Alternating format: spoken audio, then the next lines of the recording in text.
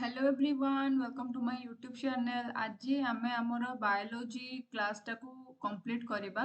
Evolution रो गोटे part मु पढ़े देछि जो थिरे मु तुम मानको बहुत सारा थ्योरीज गुडाक कहिछि, बहुत सारा माने केबे को जिंस कोन ओरिजिन हेतिला ता विषय रे कहिछि। सो एबे हमर टाइम होछि जो टाइम रे हमें माने पढ़िबा आमर evidence from comparative morphology and anatomy. गोटे पूरा जो प्ले लिस्ट अच्छी ताधे मु क्लासेस गुड़ा करुच्ची। ओस्टेट आउ एसएसबी टीजीटी पर्पस रे क्लासेस गुड़ा शूट करुच्ची। सो जदि आपण माने ए दुटा एग्जाम के प्रिपेयर होउछंती कि भितर गोटे भी होउछंती ए क्लास को देखंतु। Evidence from comparative morphology and anatomy. Morphology माने हला external feature, study of external organs, and anatomy माने हला स्टडी ऑफ इंटरनल ऑर्गन। सो गोटे गोटे कौनसी जीवर एक्सटर्नल फीचर्स बा एक्सटर्नल ऑर्गन विषय जदि स्टडी करा जाउछि ताहले ताकू हमर मॉर्फोलॉजी बोलिका कुहा जाय। जदि इंटरनल ऑर्गन विषय स्टडी करा जाउछि ताकू हमर एनाटॉमी बोलिका पिला माने कुहा जाय थाए। एबे हेला कथाटा कौन ना आमे केमती इवोल्यूशन रो स्टोरी जानिबा जो तुमर गोटे जीवर मॉर्फोलॉजी और एनाटॉमी को स्टडी करिकी माने एक्सटर्नल फीचर्स और इंटरनल फीचर्स को स्टडी करिकी केमिति हमें जानिबा। सो देखो फास्ट हमें देखिबा होमोलोगस ऑर्गन और एनालोगस ऑर्गन। आकु मने रखिबार पिला माने गोटे ट्रिक अछि। से ट्रिकटा मु तुम माननकु कहि दोछि हैला। प्रथमे तो आमर क्वेश्चन केमतिया पड़े या भितर आग जानी जीवाटा दरकार। क्वेश्चन आमर डायरेक्ट पड़िबो जे माने क्वेश्चन आमर पूरा डायरेक्ट पड़िबो जे केमिति होउछि। डायरेक्ट क्वेश्चन ए भलिया पड़िबो माने माने कोन माने केमिति को जिंस कोठी माने डाइवर्जेंट इवोल्यूशन कोठी, कन्वर्जेंट इवोल्यूशन कोठी। होमोलोगस ऑर्गन कोनटा को रिप्रेजेंट करे, एनालोगस ऑर्गन कोनटा को रिप्रेजेंट करे। तो तुमे तुमे भाबो तुम ना जहा मो ना अर्पिता अर्पिता एसी रूम रे बसी की एचडी क्वालिटी रो वीडियो देखुची हैला। तो जोठी एसी माने हैला analogous organ convergent evolution, HD माने हैला होमोलोगस ऑर्गन डाइवर्जेंट इवोल्यूशन। एतिकी जिंस एबे जानता तुमर जो अर्पिता मैम अछंती से एसी रूम रे बसी की कोन करचंती ना एचडी क्वालिटी रो वीडियो देखुचंती बा तुमे एसी रूम रे बसी की अर्पिता मैडम को वीडियोटा एचडी क्वालिटी रे देखुछ। सो एसी और एचडी टा मन रखि दियो। सो होमोलोगस ऑर्गन माने कोन जहार एम्ब्रियोनिक डेवलपमेंट आ फंडामेंटल स्ट्रक्चर जो गुडाक हेतिबो से गुडाक सेम हेतिबो माने सेमानकर एनाटॉमी तांकर सेम हेतिबो किंतु फंक्शंस डिफरेंट हेतिबो। माने सेमाने जो टिश्यू रु कि जो सेल रु सृष्टि हेइछंती कि माने तांकर स्ट्रक्चर ओरिजिनेशन जे भलिया हेइची सेगुडा गोटे प्रकारिया हेतिबो किंतु तांको कार्यटा अलगा हेतिबो। माने धर भाव माटी रु गोटे जिंस तयारी हेइची, माटी रु धर ग्लास टे तयारी हेइची आ फ्लावर पॉट टे तयारी हेइची। ग्लास रु जोटा ग्लास जोटा माटी रु जो ग्लास टे तयारी हेइची ग्लास रो काम होला कोन फंक्शन कोन जे सेथिरे आमे पानी पीबा। माटी रे जो फ्लावर पॉट टा तयारी हेइची तार काम कोन सेथिरे फूल गछ लगेबा कि फूलदानी सेटा को करबा। तो तार फंक्शन अलगा किंतु तार ओरिजिनेशन गोटिए जगह रु ही हेइची। ओरिजिन तार जो हेइची गोटिए प्रकार रे हेइची किंतु तार फंक्शन डिफरेंट हेइची ताको आमे को होमोलोगस ऑर्गन। माने जो गुडाक रो माने कार्य गुडाक कोन हेइथे ना अलगा हेइथे किंतु से गुडाकर ओरिजिनेशन गोटिए प्रकारिया हेइथे ताको होमोलोगस ऑर्गन बोली कहै जाय। एनालोगस ऑर्गन बोली कहा को कहै जाय पिला माने जो मानकर एनाटॉमी डिफरेंट हेइथिबो माने से माने जो भलिया ओरिजिन हेइचंती अलगा अलगा हेइथिबे किंतु तांकर फंक्शन सेम हेइथिबो। माने यदि माटी रो गोटे ग्लास अछि और काच रो गोटे ग्लास अछि जो मटेरियल रो से माने तयारी हेइछंती से दिटा जिंस अलगा किंतु माटी रो ग्लास रे भी तुमे माने पानी पी परिबो, काच रो ग्लास रे भी तुमे माने पानी पी परिबो। तो सेटा को पिला माने हमर एनालोगस ऑर्गन बोली कहै जाय। एठी देखो एचडी बोली का कहिथिले ना होमोलोगस ऑर्गन सब गुड़ाक कौन करती ना डाइवर्जेंट इवोल्यूशन होजंती होमोलोगस ऑर्गन गुड़ाक रिजल्ट। माने देख जदि कौन हैला ना गोटे गोटे एठी कौन हैला ना तुमर सब ऑर्गेनिज्म माने जन्म नेले एबे एउठू ऑर्गेनिज्म माने याडे मूव कले याडे मूव कले याडे मूव कले याडे मूव कले चारिआड जाक तांकर जो हैबिटेट हेथिबो बा जो परिवेश चारिआड जाक तो समान ही नथिबो। तो से एई ପରିବେଶରେ ବଞ୍ଚିବା ପାଇଁକି ତାଙ୍କ ଅର୍ଗାନ ଗୁଡାକ ପରିବେଶ ସାଙ୍ଗରେ ନିଜକୁ ଆକୋମୋଡେଟ୍ କରିଯିବେ। ତ ତାଙ୍କ ଅର୍ଗାନର ସେଇଭଳି ଡେଭଲପମେଣ୍ଟ ହେଇଯିବ। ଯେମିତିକି ମାନେ ଧର ଆମର ଯେମିତି ହାତ ଅଛି, ସେମିତି ଜିରାଫର ଆଗ ଗୋଡ଼ ଅଛି, ସେମିତି ମାଛର ଆଗ ୱିଙ୍ଗ ଅଛି। ଏବେ ସବୁ ଯାକ ଜିନିଷ କଣ ଗୋଟେ ଭଳିଆ କାମରେ ୟୁଜ କରୁଛି? ମୁଁ ଏ ହାତରେ କପ୍ ଧରି ପାରିଲି, ମାଛ ତା ୱିଙ୍ଗରେ କପ୍ ଧରି ପାରିବ କି? ସେମିତି ଜିରାଫ ତାର ଗୋଡରେ କପ୍ ଟାକୁ ଏମିତି ହୋଲ୍ଡ କରିପାରିବ କି? କରିପାରିବ ନାହିଁ। କିନ୍ତୁ ଆମର ଏକା ଭଳିଆ ଅର୍ଗାନ ଅଛି, କିନ୍ତୁ ତାର ଫଙ୍କସନ୍ସ ଗୁଡାକ କଣ ହଉଛି ନା ଡିଫରେଣ୍ଟ ରହୁଛି। ବୁଝିପାରୁଛ ତ? ଆଉ କଣ ପାଇଁ ସେ ଫଙ୍କସନ ଗୁଡା ଡିଫରେଣ୍ଟ ହଉଛି ନା ହାବିଟାଟ ର ଡିଫରେନ୍ସ ଯୋଗୁରୁ ସେଇ ଫଙ୍କସନ ଗୁଡାକ ଡିଫରେଣ୍ଟ ହଉଛି। ୟାକୁ ଏବେ ଆମେ ଆଗକୁ ପଢିବା। ତ ଦେଖ ଏକ୍ସାମ୍ପଲ ଦେଖ, ଆଗ ଦେଖ ଏଇଟା ଡାଇଭରଜେଣ୍ଟ ଇଭଲ୍ୟୁସନ ର ହଉଛି ପିଲାମାନେ ରେଜଲ୍ଟ। କାହାର କୋଉଟା ନା ତୁମର ହୋମୋଲୋଗସ୍ ଅର୍ଗାନ ଗୁଡାକ। ଆଉ କନଭର୍ଜେଣ୍ଟ ଇଭଲ୍ୟୁସନ ର ରେଜଲ୍ଟ ହଉଛି ତୁମର ଆନାଲୋଗସ୍ ଅର୍ଗାନ ଗୁଡାକ। ଆନାଲୋଗସ୍ ଆନାଟୋମି ସାଙ୍ଗେ related. Different anatomy same function ହେଇଥିଲେ ତାକୁ ଆନାଲୋଗସ୍ ଅର୍ଗାନ ବୋଲି କହିବା। ଡିଫରେଣ୍ଟ ଯୋଉ ଡିଫରେଣ୍ଟ ଫଙ୍କସନ ବଟ୍ ସେମ୍ ଅରିଜିନେସନ ହେଇଥିଲେ ତାକୁ ହୋମୋଲୋଗସ୍ ଅର୍ଗାନ ବୋଲି କହିବା। ଏବେ ଦେଖ forelimb of whales and forelimb of wet and bat. Bat ମାନେ ବାଦୁଡି, ଆଉ ଫୋର୍ ଲିମ୍ବ ଅଫ ଚିତା। ଏମାନେ ଗୋଟାଏ ସୋର୍ସ ରୁ ଅରିଜିନ ହେଇଛନ୍ତି। ମାନେ ସମସ୍ତଙ୍କ ବଡିରେ ଅରିଜିନ ଯୋଉଠୁ ସେମାନେ ହେଇଛନ୍ତି ସେଗୁଡାକ ସେମ୍ ଅଟେ, କିନ୍ତୁ ସବୁର କାର୍ଯ୍ୟକ୍ରମ ଅଲଗା। ୱେଲ୍ ରହିବ ପାଣିରେ, ତାର ଅଲଗା। ଇଏ ଏୟାରରେ ଉଡିବ, ତାର ଅଲଗା। ଚିତାର ଅଲଗା, ସେ ମାଟିରେ ଦୌଡିବ, ତାର ଫୋର୍ ଲିମ୍ବର କାର୍ଯ୍ୟକ୍ରମ ଅଲଗା। ସେମିତି ଭର୍ଟିବ୍ରେଟ୍ ମାନଙ୍କର ହାର୍ଟ ହେଲା ଆଉ ବ୍ରେନ୍ ହେଲା।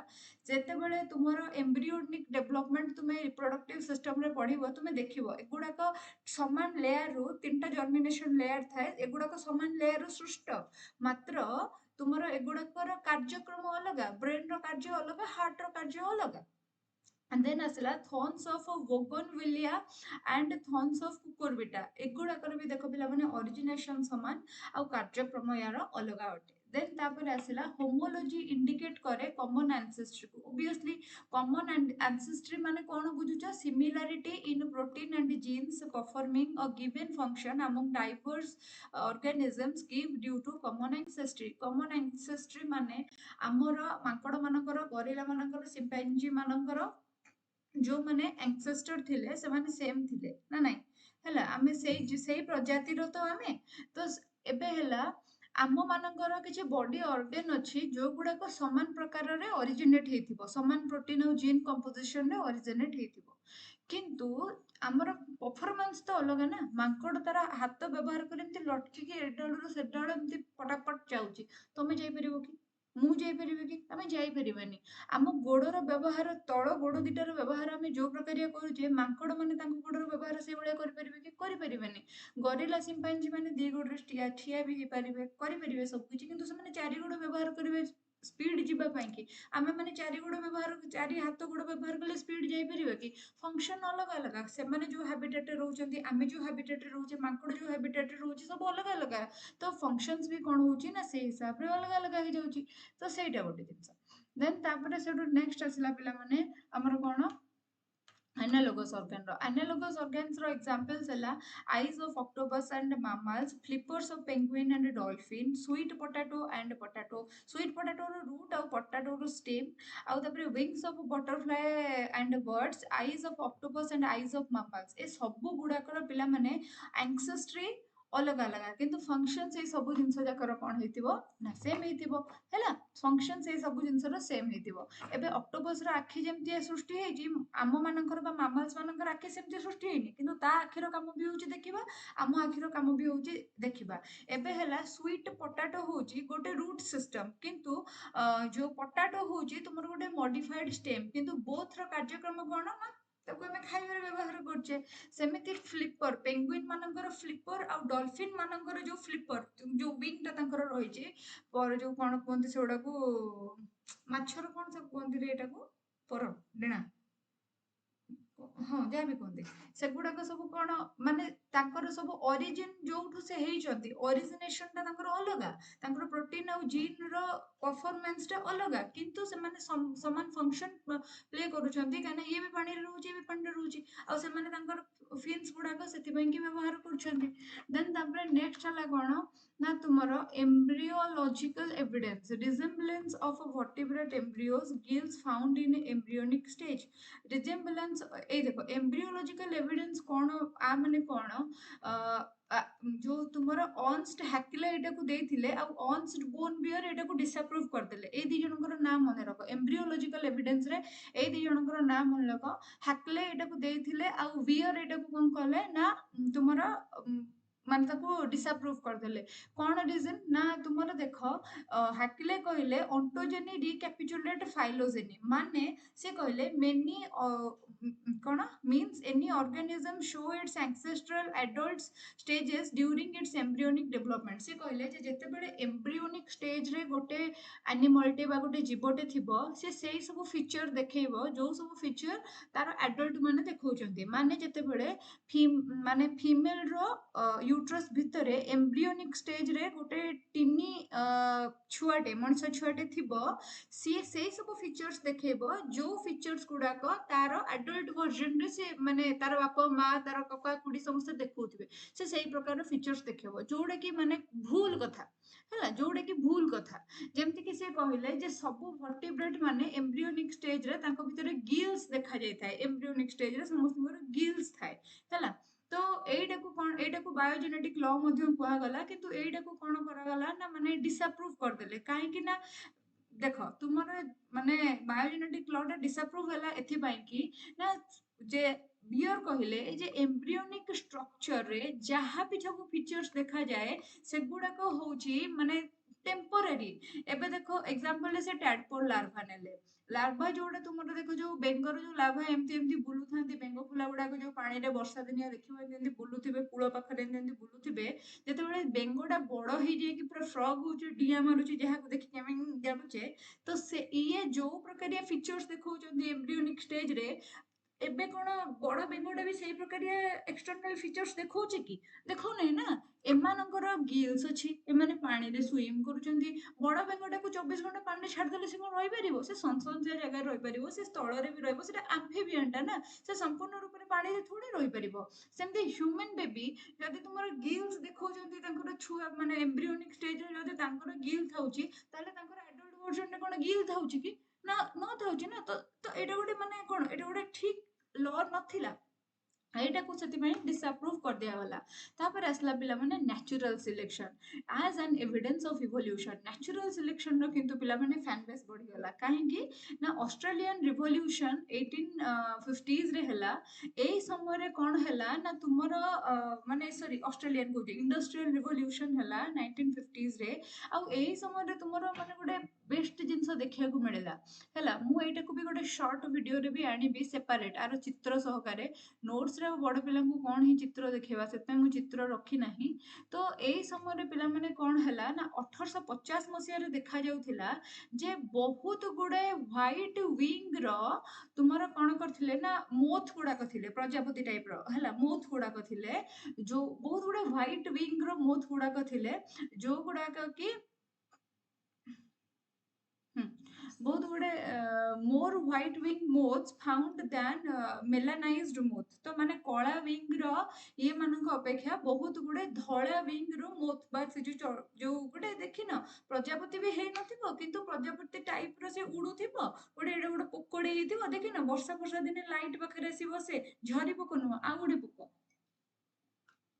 ताको मोथ कह जाय हैला तो माने 1850 मसिया बेलको से भले मोथ थिले काहे कि ना से जो गोटे जो माने जो कांथ गुड़ाक थिला कि जो गछ गुड़ाक थिला सेथिरे से माने रही पारुथिले प्रेडेटर्स मानकर अटैक से मानक ऊपर होउ नथिला किंतु जेतेबेले इंडस्ट्रियल रिवॉल्यूशन हला 1920 मसीहारे सेतेबेले कोन हला ना बहुत धुआं धुई सब उड़िला आउ कोन हला ना जो माने डार्क विंग कि ब्राउन कलर टाइप रो विंग जो ମୋଥ ମାନଙ୍କର ଥିଲା ସେମାନଙ୍କର ସଂଖ୍ୟା ବଢିଗଲା, ହ୍ୱାଇଟ୍ କଲର ମୋଥ ମାନଙ୍କର ସଂଖ୍ୟା କମିଗଲା।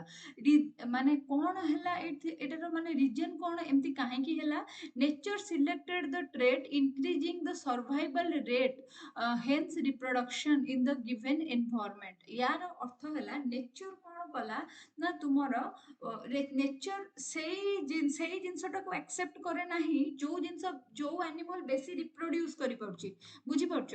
एबे देखो कुकुर गोटे कुकुर गोटे टाइम रे 4टे 6टे छुआ दउची, ता माने कुकुर मानकर 6 मासरे थर लेके गोटे माई कुती जिबा माई डॉग जोडा डॉगी जोडा से 6 मासरे थर लेके दे परिबो छुआ।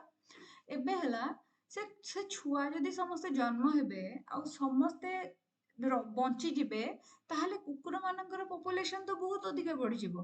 किंतु सेमती होउची कि? सेमती होउनी। कुकुर मानकर संख्या पूरा माने लिमिटेड अछि। सेमती same in case of everything. तुमे भाबो जे पिंपुड़ी मानकर संख्या, जंदा मानकर संख्या आम रिप्रोडक्शन कैपेबिलिटी अपेक्षा सेमानकर रिप्रोडक्शन कैपेबिलिटी बहुत अधिक, किंतु सेमानकर जनसंख्या आम ठारू कम कोन पई? एथि पई कि जे नेचुरल सिलेक्शन जोगुरु नेचर सेमाननको सिलेक्ट करि थाए जो मानकर सर्वाइवल स्ट्रांग थाए, ना कि जो माने माने अधिक रिप्रोड्यूस करि पारुथांती। एई जिंसटा इंपोर्टेंट, एई जिंसटा मने रखो। आउ थरे देखो किंतु एई जिंसटा मने रखो जोटा म कहूची। नेचर से मानको सिलेक्ट करे जो माने सर्वाइव करंती, ना कि नेचर से मानको सिलेक्ट करिवो जो माने अधिक रिप्रोड्यूस करि पारंती। गोटे थरकरे गोटे कुंभीर मेंचे अंडा दिए, गोटे कइंच मेंचे अंडा दिए। से सबु कइंच जाक फुटिकी, सब अंडा जाक फुटिकी कइंच जाक जदि समुद्र को गले आ समस्ते सर्वाइव कले ताहले हबो नाही। सेथिरे खाद्य खादकर संपर्क भी अछि, एनवायरनमेंट संगे कोप करिके एडजस्ट करिवार भी अछि, बहुत सारा जिंस अछि, रोग संगे लड़ीबार कैपेसिटी भी अछि, बहुत सारा जिंस अछि। से जिंस गुडा को सब धरिकी आगु को बढ़िया पई पड़िबो। सेगुडा को सब जदि तुमे माने सेगुडा को संगे जदि तुमे सर्वाइव न करि पारलो, से सब जिंस जगह संगे तुमे जदि लड़ी न पारिलो तारे तुमर रिप्रोडक्टिव कैपेसिटी जहा हेथौ ना काहे कि तुमे सर्वाइव करि परिबो नाही, बा तुमे नेचुरल सिलेक्शन रे नेचर रो सिलेक्टेड नेचर रो गुड बुक्स रे रही परिबो नाही। एया एया कहि परिबा this change the allelic frequency then the evolution occur. एटा पिला माने कोन कला ना एलिलिक फ्रीक्वेंसीज गुडा को चेंज कर देला, आउ आ द्वारा ही कोन हैला ना तुमर इवोल्यूशन हैला। इंडस्ट्रियल रिवोल्यूशन परे जो तुमर इंडस्ट्रियल रिवोल्यूशन हैला, शिल्प विप्लव 1920 मसिया रे हैला। आउ देखा गला जे तापरे व्हाइट विंग रो मथ जो माने थिले सेमानकर संख्या कमी गला। ब्राउन बा डार्क विंग रो बा ब्लैक विंग रो मथ जो माने सब थिले सेमानकर संख्या बढ़ी गला। काहे कि ना एक तो तुमर कांथ बाड़ सब जाकर धीरे धीरे कोन हैला ना इंडस्ट्री जेहेतु बहुत गुडे तैयारी हैला, तो तुमर कांथ गुडा को जोडा परिष्कार कांथ थिला जोथिरे व्हाइट कलर मथ बसी जाउथिला, माने प्रेडेटर मानकु जणा पडु। प्रेडेटर माने होउचंती जे अटैकर, जो माने शिकारी शिकारी पक्षी पक्षी मानकु देखा जाउ नथिला, से तादर बस जाउथिला, जणा पडु नथिला, कैमोफ्लेज हो जाउथिला, आउ से बंची जाउथिला। परवर्ती समय रे कोन हैला ना सेमती हो हैला नाही। एबे कांथ फांथ मैला हे गला, व्हाइट कलर मथ रे देखा गला, सी सेडु कोन हैला ना धरा पड़िला। आउ सी जो ता बॉडी स्ट्रक्चर जहा हेथिबो इंडस्ट्रियल रिवोल्यूशन रे वायुमंडल जो प्रदूषण हैला, से प्रदूषण संगे भी से अडॉप्टेबल न होई पारे। तांकर एलिलिक फ्रीक्वेंसीज ताको एलील गुडा को भीतर चेंजेस हैला, आउ से माने धीरे धीरे मे बी ब्रीडिंग भी क्रॉस ब्रीडिंग भी हेथै पारे। बहुत सारा जिंस जो गुरु कोन हैला ना डार्क कलर मथ मानकर संख्या बढ़ी हैला। हमर सेटा क्वेश्चन हो जे काहे की संख्या बढ़ी हैला, हमर क्वेश्चन आसीबो जे काहार संख्या बढ़िला और काहार संख्या कमिला। सो व्हाइट मथ मानकर संख्या कमिला और डार्क मथ मानकर संख्या बढ़िला। केबेठू ना इंडस्ट्रियल रिवोल्यूशन परठू। इंडस्ट्रियल रिवोल्यूशन केबे हैला ना 1920s रे हैला। केबे व्हाइट मथ मानकर संख्या अधिक थिला ना इंडस्ट्रियल रिवोल्यूशन आगुरु, माने लगभग केते मसिया सुधा ना 1850 मसिया सुधा। सो एगुड़ा का सब तुमर थिला इंपोर्टेंट जिंस, सेतिक मन रखिबो। एबे देखिया पिला माने आर्टिफिशियल सिलेक्शन।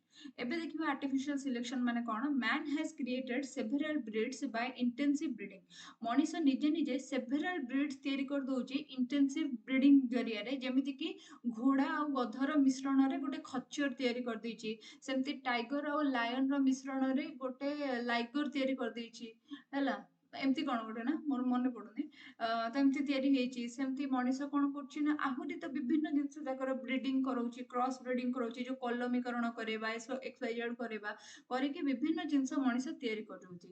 କିନ୍ତୁ ନେଚର ସେଇ ଜିନିଷ କରିପାରୁନି କାହିଁକି? ତମେ ଭାବ why can't nature do the same over million years? ଯଦି ଭାବ ନେଚର ଯଦି ସେଇ ଜିନିଷ ଯାକ କରିଦବ ତାହେଲେ ମାନେ ପାଗଳ ହେଇଯିବ ତୁମେ। ତୁମେ ଭାବ ନେଚର ଯଦି ଏବେ ଧର ଭାବ ତୁମେ ତୁମେ ମାନେ ତୁମେ ଧର ତୁମର ତ ଜେଜେ ବାପା ଜେଜେମା ହେଲା କିଛିଟା ପିଢି ନବା ତୁମର ଜେଜେ ବାପା ଜେଜେମା ଯୋଉମାନେ ଥିଲେ ସେମାନେ ଧର ଟିକେ ତାଙ୍କ କ୍ରାନିଆଲ କ୍ୟାପାସିଟି କମ ଥିଲା। ତା ଉପରକୁ ତୁମ ବାପା ମା କି ତୁମ ହଁ ତୁମ ବାପା ମା ଆସିଲେ କି ତୁମ ବାପା ଓ ତୁମ ପିଇସି ନାନୀ ମାନେ ଆସିଲେ ତାଙ୍କର କ୍ରାନିଆଲ କ୍ୟାପାସିଟି ଟିକେ ଅଧିକା ହେଲା, ସେମାନେ ଆଡଭାନ୍ସ ହେଲେ। ତା ପଛକୁ ଆମେ ମାନେ ଆସିଲେ, ଆମ କ୍ରାନିଆଲ କ୍ୟାପାସିଟି ଆଡଭାନ୍ସ। ତାମାନେ ଆମର ଆଉ ତିନିଟା ପର ଜେନେରେସନ ଯୋଉମାନେ ସେମାନେ କଣ Superman, Spider-Man, X man, iron man ସବୁ ହେଇଯିବେ? ମାନେ ପୁରା ସୁପର ପାୱାରଫୁଲ ହେଇଯିବେ କି? ହେବେନି ନା। ତ ନେଚର ଯଦି ନିଜେ ନିଜେ ନିଜ ଭିତରେ ବ୍ରିଡିଂ କରିଦେଲା ତାହେଲେ ତ ମାନେ ଦୁନିଆ ଖତମ ହେଇଯିବ, ମାନେ କୁଆଡେ କଣ ପ୍ରଗତି ହେଇଯିବ ନା। ତ ସେଥିପାଇଁ କି ନେଚର କଣ କରିପାରେ ନା ନିଜର ସେମିତି କିଛି ବ୍ରିଡିଂ କରିପାରେ ନା, କରେ ନାହିଁ ହେଲା। ଏବେ ଦେଖ ଏଡପ୍ଟିଭ ରେଡିଏସନ କଣ ନା କମନ ଆନସେଷ୍ଟର ଥିବେ, ଆନସେଷ୍ଟର ପିଲାମାନେ ସମାନ ଥିବ, ମାନେ ଆନସେଷ୍ଟର ସମାନ ମାନେ ହୋମୋଲୋଗସ୍ ଅର୍ଗାନ କଥା ଏଇଟା କହୁଛି। ଉପରେ ଆମେ ପଢିଲେ ନା ହୋମୋଲୋଗସ୍ ଅର୍ଗାନ କଥା ଏଇଟା କହୁଛି। ମାନେ ଡାଇଭରଜେଣ୍ଟ ରେଡିଏସନ ଦେଖ, ଡାଇଭରଜେଣ୍ଟ ରେଡିଏସନ ଡାଇଭରଜେଣ୍ଟ ଇଭୋଲ୍ୟୁସନ କଥା କହୁଛି। ଏବେ ହେଲା ଏମାନଙ୍କର ଆନସେଷ୍ଟର ସମାନ ହେଲା, ଆନସେଷ୍ଟର ସମାନ। ସପୋଜ ମୋ ଫ୍ୟାମିଲି କଥା ମୁଁ ନଉଛି, ମୋ ବାପା ମାଙ୍କର ଧର ଆମେ 4ଟା ଛୁଆ, ଇଏ ହେଲେ ମୋର ବାପା ମା ଆଉ ଆମେ ଧର ହଉଛୁ 4ଟା ଛୁଆ। ତ ମୁଁ ରହିଲି ପିଲାମାନେ ଓଡିଶାରେ, ମୋର ଗୋଟେ ଭାଇ ପଳେଇଲା ଜର୍ମାନୀ, ଗୋଟେ ଭଉଣୀ ପଳେଇଲା ପିଲାମାନେ ଚାଇନା, ଆଉ ଗୋଟେ ଭାଇ ପଳେଇଲା ପାକିସ୍ତାନ। ତ ତୁମେ ଭାବ କିଛି ବର୍ଷ ପରେ ଫାଇନାନ୍ସିଆଲ କଣ୍ଡିସନ ସବୁଠୁ ଅଧିକା କାହାର ଥିବ? ୟାର ଥିବ, ୟାର ଥିବ। ସବୁଠାରୁ କମ ଫାଇନାନ୍ସିଆଲ କଣ୍ଡିସନ କାହାର ଥିବ? ୟାର ଥିବ। ମିଡିଲରେ କାହାର ଥିବ? ମୋର ଥିବ ହେଲା। ଇଏ ହୁଏତ ସେଇ ଦେଶରେ ରହିବା ପାଇଁ ନିଜ ଧର୍ମ ପରିବର୍ତ୍ତନ କରିଥିବ, ଇଏ ହୁଏତ ଏଇ ଦେଶରେ ରହିବା ପାଇଁ କି ନିଜର ଖାଦ୍ୟ ଗ୍ରହଣ ଏକ୍ସୱାଇଜେଡ୍ ପରିବର୍ତ୍ତନ କରିଥିବ, ଇଏ ହୁଏତ ବି ନିଜ ଖାଦ୍ୟପେୟ ପରିବର୍ତ୍ତନ କରିଥିବ। ମୁଁ ଯାହା ଥିଲି ସେଇଆ ଥିବି ହୁଏତ। ବୁଝିପାରୁଛ ନା? ତ ଆମର ଆncestor ସମାନ, ଆମେ ଆମ ପିଲା ବେଳଟା, ଆମର ଜନ୍ମଟା, ଆମର ଜିନ୍, ଆମ ବଡିରେ ଥିବା ପ୍ରୋଟିନ କମ୍ପୋଜିସନ ସବୁ ସମାନ। କିନ୍ତୁ ଆମେ ଯେହେତୁ 4ଟା ଅଲଗା ଅଲଗା କଣ୍ଟ୍ରିରେ ରହୁଛୁ, ଆମର ସେଇ କଣ୍ଟ୍ରିରେ ରହିବା ହିସାବରେ ଆମର କଣ ହେଇଥାଏ ନା ମାନେ ଫଙ୍କସନ୍ସ ଗୁଡାକ, ମାନେ ଆମେ କେମିତି ଫଙ୍କସନ କରିବା, ଆମେ କଣ କାମ କରିବା, ସେଗୁଡା ସବୁ ଅଲଗା ହେଇଥିବ। ଇଏ ଯଦି ମୁଁ ସକାଳୁ ଘରୁ ବାହାରିଲା ବେଳକୁ ଗାୟତ୍ରୀ ମନ୍ତ୍ର ବୋଲି ବୋଲିକା ବାହାରୁଛି, ଏଇ ଭଉଣୀଟା ମୋର କି ଭାଇଟା ଯାହା ବି କହିଥିଲି, ଇଏ ଯଦି ସକାଳୁ ଗାୟତ୍ରୀ ମନ୍ତ୍ର ମହାମୃତ୍ୟୁଞ୍ଜୟ ମନ୍ତ୍ର ଜାପ କରି କରି ଆଗକୁ ଯିବ, ତାକୁ ହୁଏତ ସୁଟ୍ କରିଦେଇ ପାରନ୍ତି। କହି ହଉନି ନା। ତ ସେଠିକାର ପରିସ୍ଥିତି ଆମେ ଜାଣିନେ। ଇଏ ଯଦି ସେଠି କହିବ ମୁଁ ଭାତ ଡାଲମା ଇଏ ସିଏ ଖାଇବି, ମୁଁ ମୋର ଓପିନିଅନ ମୋର ରଖିବି, ଚାଇନାରେ ଇଏ ଅଛି ନା ଏ ଭଉଣୀଟା, ମୁଁ ମୋର ଓପିନିଅନ ରଖିବି, ମୁଁ ହ୍ୱାଟ୍ସଆପ ବ୍ୟବହାର କରିବି, ୟାର ହୁଏତ କିଛି ଗୋଟେ ପ୍ରୋବ୍ଲେମ ହେଇଯାଇପାରେ ସେଠି। କାହିଁକିନା ସେଠି ସେତିକି ଲିବରାଲ ସୋଚ୍ ରଖିବା ପାଇଁ କି ତୁମମାନଙ୍କୁ ସ୍କୋପ ନାହିଁ। ବୁଝିପାରୁଛ? ହୁଏତ ଇଏ କିଛି ଦିନ ପରେ ଘରକୁ ଫେରିଲା ବେଳକୁ କଣ କରୁଥିବ ନା କହୁଥିବ ସାପ ଝୋଳ ଟିକେ ଖାଇବା, କିଛି ବି କହୁଥାଇପାରେ ନା। ଇଏ ହୁଏତ ଆଉ କଣ କହୁଥାଇପାରେ, ମାନେ ମୁଁ ଜାଣିନି। ବୁଝିପାରୁଛ? ତ ବିଭିନ୍ନ ଜିନିଷ ହେଇଥାଇପାରେ, ବିଭିନ୍ନ ଜିନିଷ ହେଇଥାଇପାରେ। ଆncestor ସମାନ, କିନ୍ତୁ ଆମେ ଯେହେତୁ 4ଟା ଅଲଗା ଅଲଗା ହାବିଟାଟକୁ ପଳେଇଲୁ, ସେ ହାବିଟାଟ ଅନୁସାରେ ଆମେ ନିଜର ଫଙ୍କସନ ଶୋ କରିବୁ। ଆମର ଅରିଜିନ ଯୋଉ ପ୍ରକାରର ହେଇଛି ସେଇଟା ସମାନ, କିନ୍ତୁ ଫଙ୍କସନ ଅଲଗା। ସେଟାକୁ ହିଁ ହୋମୋଲୋଜି ଆଉ ସେଇଟାକୁ ହିଁ ଡାଇଭରଜେଣ୍ଟ ରେଡିଏସନ ବୋଲି କୁହାଯାଏ। ଆକୁ ଆଡପ୍ଟିଭ ରେଡିଏସନଟା ହଉଛି ତୁମର ଡାଇଭରଜେଣ୍ଟ ରେଡିଏସନ ବା ଡାଇଭରଜେଣ୍ଟ ଇଭୋଲ୍ୟୁସନର ହିଁ part. The process of evolution, different species in a given geographical area starting from a point and literally radiating to other areas of geographical habitat. This is a type of divergent radiation. This happen in isolated areas. Isolated areas ମାନେ ଯୋଉ area ଗୁଡାକ usually କଣ ହେଇଥାଏ ନା ମାନେ main land ଠାରୁ ଆଇସୋଲେସନରେ ଥାଏ। ମାନେ ଧର ଦ୍ୱୀପ ଗୁଡାକ ହେଇଥିବ, ସପୋଜ ଭାବ ଗୋଟେ ଦ୍ୱୀପ ଏମିତି ଅଛି ଯୋଉ ଦ୍ୱୀପର ଚାରିପଟେ 4ଟା ଅଲଗା ଅଲଗା କଣ୍ଟ୍ରି ଅଛି। ଏଇ ଲୋକମାନେ ନିଜର ଜୀବିକା ଅନ୍ୱେଷଣରେ 4ଟା ଜାଗାକୁ ଯିବେ।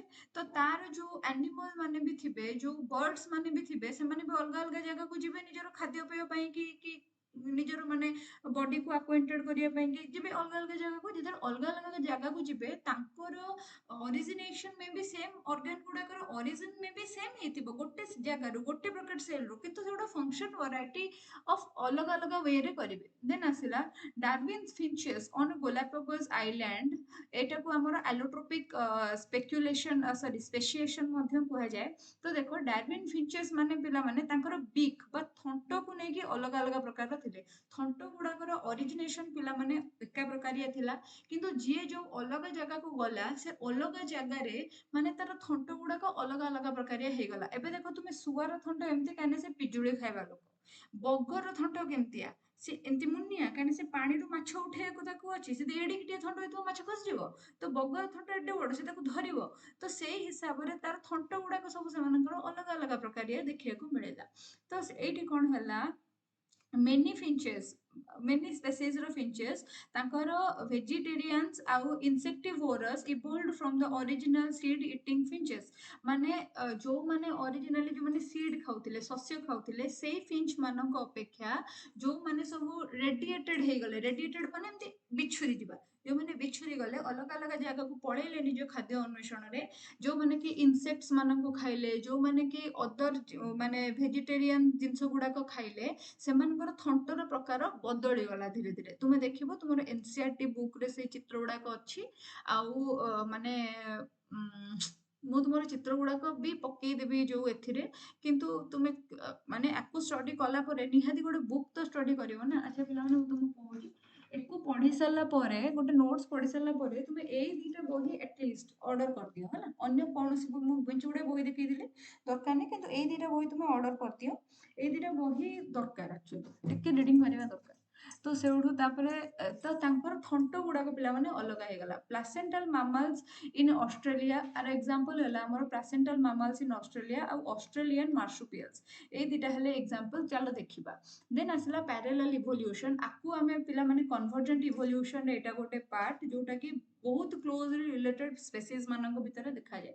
ବହୁତ କ୍ଲୋଜଲି ରିଲେଟେଡ ସ୍ପେସିସ୍ ମାନେ ମାନେ ଏବେ ତଳେ ଏକ୍ସାମ୍ପଲ୍ସ ଗୁଡାକ ଅଛି। when more than one adaptive radiation appeared to have occurred in an isolated geographical area representing different habitats, one can call convergent evolution। ଏବେ ଦେଖ ଏଇ ଯୋଉ ଚିତ୍ରଟା ଏଇଥିରେ ସବୁ ଜିନିଷ ଯାକ ଅଛି। ଦେଖ ଏବେ ତୁମର ଦେଖାଗଲା ଦେ ମାନେ ମୋଲର କନଭର୍ଜେଣ୍ଟ ଇଭଲ୍ୟୁସନ ମାନେ ତାଙ୍କର ଅରିଜିନେସନ ଏକା ଭଳିଆ ହେଇନଥିବ, ଅର୍ଗାନର ଅରିଜିନେସନ ଏକା ଭଳିଆ ହେଇନଥିବ, କିନ୍ତୁ ଫଙ୍କସନ ସେମାନେ ଏକା ଭଳିଆ ପ୍ଲେ କରୁଥିବେ। ସେଇଟା ହଉଛି କଥା। ତ ମୋଲ ଆଉ ମାର୍ସୁପିଆଲ ମୋଲ। ଦେନ୍ ଆସିଲା ଆଣ୍ଟ ଇଟର ଯୋଉମାନେ ଥିଲେ ଆଉ ନମ୍ବ୍ୟାଟ, ମାଉସ ଆଉ ମାର୍ସୁପିଆଲ ମାଉସ, ଏମାନଙ୍କର କିଛି ବଡି ଅର୍ଗାନ୍ସ ଗୁଡାକ ଥିଲା ଯୋଉଗୁଡାକ ଏକା ଭଳିଆ କାମ କରୁଥିଲା, କିନ୍ତୁ ସେମାନଙ୍କର ଅରିଜିନେସନ ଏକା ଭଳିଆ ନଥିଲା। ଦେନ୍ ଆସିଲା ଲେମୁର ବା ଆଉ ତୁମର ଏପଟେ ହେଲା ସ୍ପଟେଡ କସ୍କସ୍। ଦେନ୍ ଆସିଲା ଫ୍ଲାଇଂ ସ୍କ୍ୱାରେଲ ଆଉ ତୁମର ହେଲା ଫ୍ଲାଇଂ ଫ୍ଲାଞ୍ଜର ବୋଲିକା ପଢାଯାଏ। ଦେନ୍ ଆସିଲା ଫ୍ୟାଲେଞ୍ଜର ପଢିବନି, ଫ୍ଲାଞ୍ଜର ବୋଲିକା ପଢାଯାଏ। ବବ୍ କ୍ୟାଟ୍ ଆଉ ଗୋଟେ ହେଲା ତୁମର ଟାସମାନିଆନ ଟାଇଗର କ୍ୟାଟ୍, ଆଉ ଗୋଟେ ହେଲା wolf ଆଉ ଗୋଟେ ହେଲା ଟାସମାନିଆନ wolf। ଏମାନଙ୍କର କଣ ହେଲା ନା ଏମାନଙ୍କ ଭିତରେ କନଭର୍ଜେଣ୍ଟ ଇଭଲ୍ୟୁସନ ଦେଖାଗଲା। ମାନେ ଏମାନଙ୍କର ଅର୍ଗାନ୍ସ ଯୋଉଗୁଡାକ ଥିଲା, ଯୋଉଗୁଡାକ କି ତୁମର କଣ ହେଲା ନା ଏକା ଭଳିଆ କାମ କରୁଥିଲା, କିନ୍ତୁ ତାର ଅରିଜିନେସନ ଏକା ଭଳିଆ ନଥିଲା। ଦେନ୍ ଆସିଲା ପିଲାମାନେ ରିପ୍ରୋଡକ୍ଟିଭ ଆଇସୋଲେସନ ଇମ୍ପୋର୍ଟାଣ୍ଟ ଥିଲା ସ୍ପେସିଏସନ ପାଇଁ। ଆଲୋପେଟ୍ରିକ ସ୍ପେସିଏସନ ଡାରୱିନ ଦେଇଥିଲେ ତାଙ୍କର ଯୋଉ ଡାରୱିନ ଫିଞ୍ଚେସ ରେ, ଆଉ ଗାଲାପାଗୋସ ଆଇଲ୍ୟାଣ୍ଡ ରେ ପିଲାମାନେ ଦେଇଥିଲେ। ଏବେ ଦେଖ ରିପ୍ରୋଡକ୍ଟିଭ ଆଇସୋଲେସନ ଯୋଉଟା ଥିଲା ସେଟା ଇମ୍ପୋର୍ଟାଣ୍ଟ ଥିଲା ସ୍ପେସିଏସନ ପାଇଁ କି। କଣ ପାଇଁ କି ନା this prevents individuals of different species from reproducing successfully together. ମାନେ ରିପ୍ରୋଡକ୍ସନ ଯେତେବେଳେ ହବ ସେମ୍ ସ୍ପେସିସ୍ ରେ ହବ। ଡିଫରେଣ୍ଟ ସ୍ପେସିସ୍ ର ଲୋକମାନେ ଡିଫରେଣ୍ଟ ସ୍ପେସିସ୍ ର ଆନିମଲ ମାନଙ୍କ ସାଙ୍ଗରେ ରିପ୍ରୋଡ୍ୟୁସ କରିପାରିବେନି। ଗରିଲା ଆଉ ମଣିଷଟେ ପରସ୍ପର ସାଙ୍ଗେ ରିପ୍ରୋଡ୍ୟୁସ କରିପାରିବେନି। ଗୋଟେ ମଣିଷ ମେଲ ଗୋଟେ ମଣିଷ ଫିମେଲ ସାଙ୍ଗରେ ରିପ୍ରୋଡ୍ୟୁସ କରିବ। କ୍ୟାଟ୍ ଆଉ ଡଗ୍ ପରସ୍ପର ସାଙ୍ଗେ ରିପ୍ରୋଡ୍ୟୁସ କରିପାରିବେନି। କ୍ୟାଟ୍ ମାନେ କ୍ୟାଟ୍ ମାନଙ୍କ ସାଙ୍ଗେ, ଡଗ୍ ମାନେ ଡଗ୍ ମାନଙ୍କ ସାଙ୍ଗେ ରିପ୍ରୋଡ୍ୟୁସ କରିବେ। ଯଦି ସେ ରିପ୍ରୋଡକ୍ସନ କରାଯାଉଛି ଲ୍ୟାବ ରେ କରାଯାଉଛି, ଦ୍ୟାଟ୍ ଇଜ ଅ ଡିଫରେଣ୍ଟ କେସ୍। ବଟ୍ ଏମିତି ଗୋଟେ ସ୍ପେସିସ୍ ର ଆନିମଲ ତାରି ସ୍ପେସିସ୍ ର ଆନିମଲ ସାଙ୍ଗରେ ହିଁ ରିପ୍ରୋଡ୍ୟୁସ କରିବ ହେଲା। ଦେନ୍ ଆସିଲା ऑर्गेनिक इवोल्यूशन पाइंकी पिला माने देखो कौन हैला ऑर्गेनिक इवोल्यूशन पाइंकी लामार्किज्म गोटे थ्योरी आसला theory of inheritance of acquired character direct पड़े लामार्किज्म थ्योरी को आउ कौन कह जाए तो क्वेश्चन डायरेक्ट आसीबो theory of inheritance of acquired character is the right answer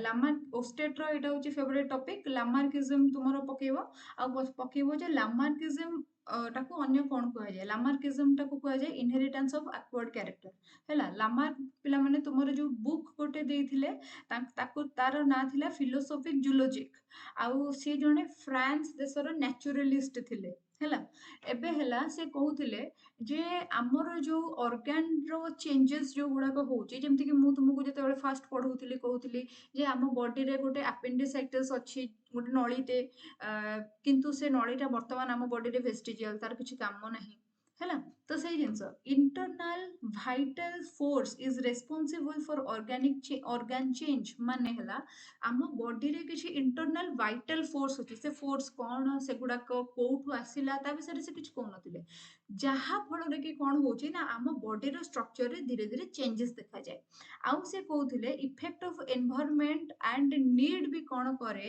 ନା ତୁମର ଡିସାଇଡ୍ କରେ ଯେ ତୁମ ଅର୍ଗାନର ସେପରେ ତାର ଷ୍ଟ୍ରକ୍ଚରରେ କଣ ଚେଞ୍ଜେସ୍ ହେଇପାରିବ ସେଇଟାକୁ ସେ କହୁଥିଲେ doctrine of need use and disuse of organ ତୁମେ ଯଦି ଗୋଟେ ଅର୍ଗାନକୁ ୟୁଜ୍ କରୁଛ ଆଉ ତୁମ ଅର୍ଗାନକୁ ଯଦି ତୁମେ ବେଶୀ ୟୁଜ୍ କରୁନାହଁ ସେଇଟା ବି ଡିସାଇଡ୍ କରେ ଯେ ପରବର୍ତ୍ତୀ ପିଢିରେ ସେଇ ଅର୍ଗାନଟା କେତେ ମାତ୍ରାରେ ଡେଭଲପ ହେଇକି ସୃଷ୍ଟି ହବ continuous use of organs lead to development and enlargement of that organ ଯଦି ଗୋଟେ organ କୁ ତୁମେ continuously use କରୁଛ ପିଢି ପରେ ପିଢି ତୁମେ continuously use କରୁଛ ତାହେଲେ ସେଇ organ ଟା ଦରକାର ପଡିଲେ larger ବି ହେଇଯାଇପାରେ ଆଉ ଯଦି ଗୋଟେ organ କୁ ତୁମେ କମ use କରୁଛ ତାହେଲେ ଦରକାର ପଡିଲେ ସେ organ ଟା ମାନେ shortest ବି ହେଇଯାଇପାରେ ଦେନ୍ ଆସିଲା ସିଏ କହିଥିଲେ କଣ acquired characters are passed on to next generation ସେ କହୁଥିଲେ ତୁମ ଏନଭାରମେଣ୍ଟରେ ଯଦି କିଛି ଗୋଟେ ଚେଞ୍ଜେସ୍ ହେଲା ଏଇ ଏନଭାରମେଣ୍ଟ ସାଙ୍ଗେ ଆଡପ୍ଟେବଲ ହବା ପାଇଁ ତୁମେ କିଛି ଗୋଟେ କ୍ୟାରେକ୍ଟର ଆକ୍ୱାର କଲ ତାହେଲେ ସେଇଟା ତୁମ ନେକ୍ସଟ ଜେନେରେସନକୁ ପାସନ କରିବ ଯୋଉଟା କି ଆକ୍ସେପ୍ଟ କରାଗଲା ନାହିଁ